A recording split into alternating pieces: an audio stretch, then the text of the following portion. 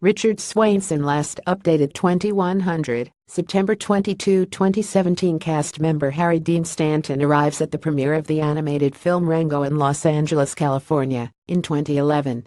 Opinion: one of the pleasures of the revived Twin Peaks was Harry Dean Stanton.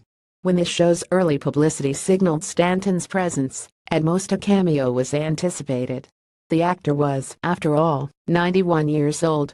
Yet, when the big reveal came, there was Stanton in no less than 5 episodes, reprising a part he had played a quarter of a century earlier on the big screen.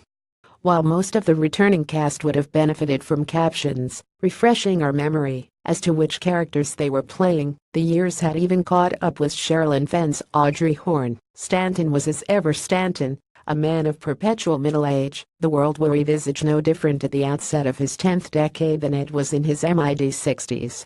Harry Dean Stanton in Paris, Texas. If in Twin Peaks Fire Walk with Me Stanton's Carl Rodd was at best an ambiguous figure, a cantankerous late riser who helped the FBI under sufferance, albeit briefly bonding with agents over a hot cup of Lynchian coffee. In the television show's long-delayed third series, the character had mellowed, exhibiting genuine concern for the denizens of his trailer park. Redmore veteran actor Harry Dean Stanton dies at 91. One scene, in which Rodd attempted to dissuade an equally elderly resident from selling off his blood, had the slow-burning poignancy of Waiting for Godot. Another had the manager strumming on his guitar, singing that classic anthem of Americana, Red River Valley, like an extra in a John Ford film. Harry Dean Stanton plays the title role in Lucky.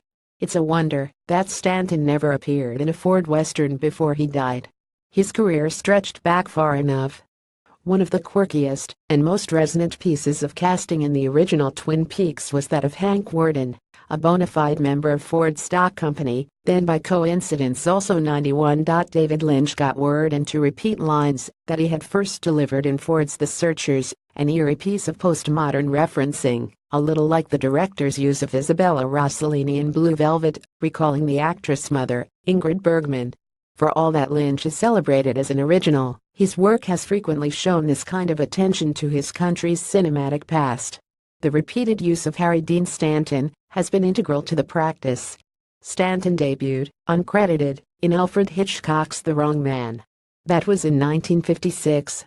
He was later seen in the Korean War drama Pork Chop Hill and shows up, again uncredited, in that sprawling epic, How the West Was Won. David Lynch attends the Twin Peaks screening during the 70th annual Cannes Film Festival in May.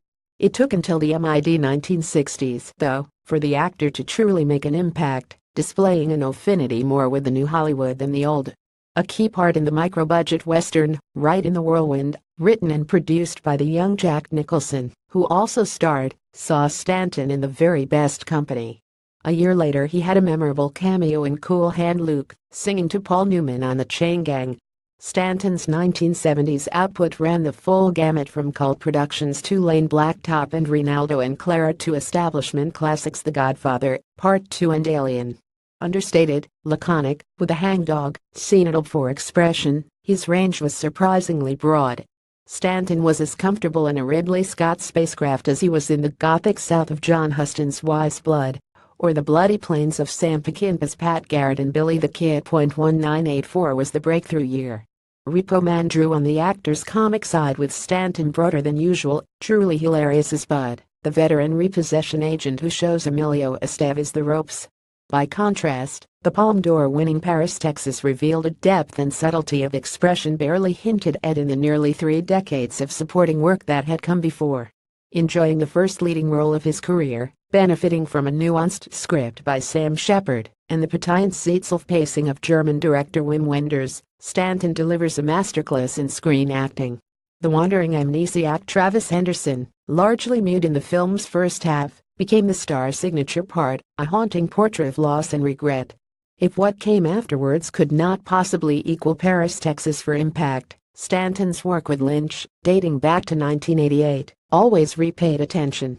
There is one last collaboration in the pipeline. In Lucky, Stanton again has a leading part, playing a 90-year-old atheist embarking on a spiritual quest. Given Lynch as his on-screen sidekick, it's an appropriately autobiographical note to go out on. Stuff.